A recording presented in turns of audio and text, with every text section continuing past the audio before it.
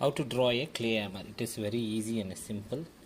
Draw one square box, divide into 3 parts and join like this.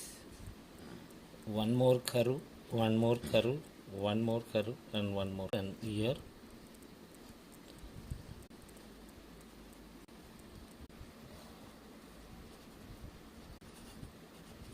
it is very easy.